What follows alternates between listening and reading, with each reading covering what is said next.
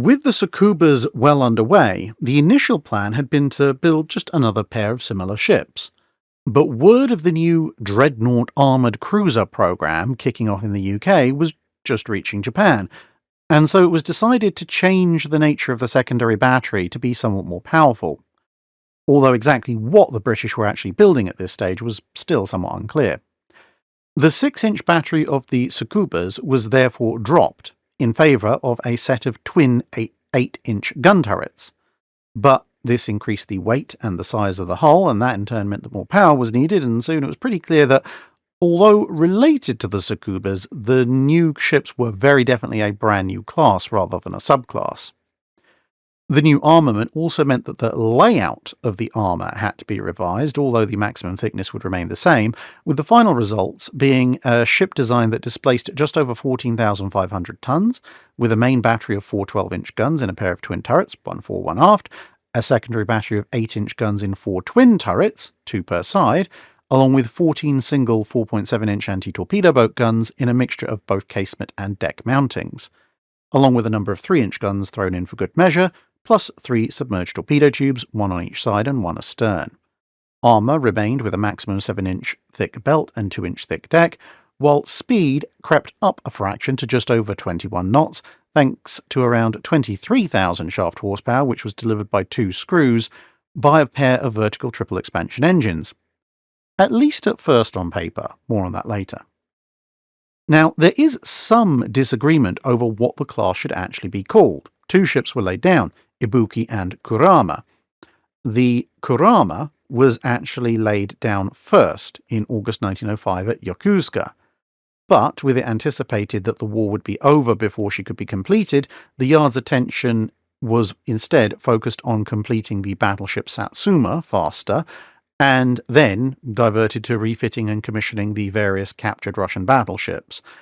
And so Kurama's construction dragged, and she wouldn't actually enter service until 1911, whereas Ibuki, despite being laid down almost 2 years later in 1907 at Kure, would end up entering service over a year earlier than Kurama at the end of 1909.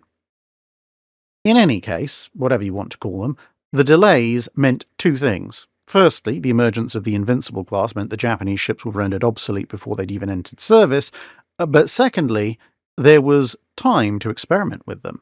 Kurama would receive a pair of massive tripod masts instead of the smaller and thinner pole masts, which made her immediately identifiable compared to the other 3 12-inch armoured cruisers of the Japanese Navy, and both Ibuki and Kurama would have 3 funnels compared to the Tsukuba's 2 as a result of the larger power plant that was needed to keep up the speed that was desired with the larger and heavier hull. Ibuki also featured a somewhat more hidden feature. She would be the first major Japanese warship to use turbine engines instead of vertical triple expansion engines, a change that was introduced about midway during her construction after she'd actually been launched. Now, although initially the turbines weren't that successful, Ibuki was then used as a test bed to make various improvements, not just to her own performance, but also to serve as a template for how they should be installed in other ships in the fleet, starting with the battleship Aki, whose own construction had been paused to allow lessons from the Ibuki to be noted. Like their predecessors, the 2 ships would then be reclassified as battlecruisers in 1912, and in World War I were employed on generally similar duties, first hunting for the East Asia Squadron, and then taking various German colonies.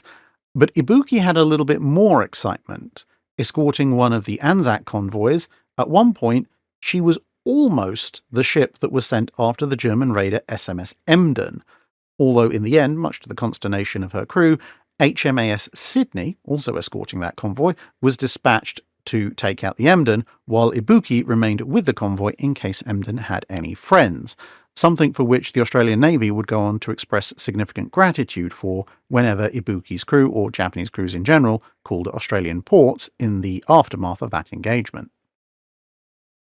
After the war, the ships were actually quickly deemed obsolete.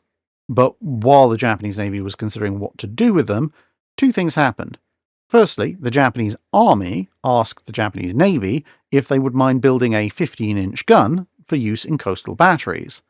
But then the Washington Naval Treaty happened, and that meant the 15-inch gun project was cancelled.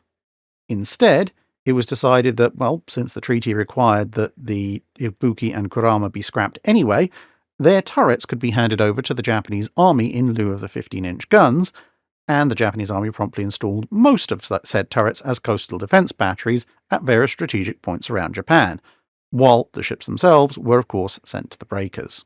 That's it for this video. Thanks for watching. If you have a comment or suggestion for a ship to review, let us know in the comments below.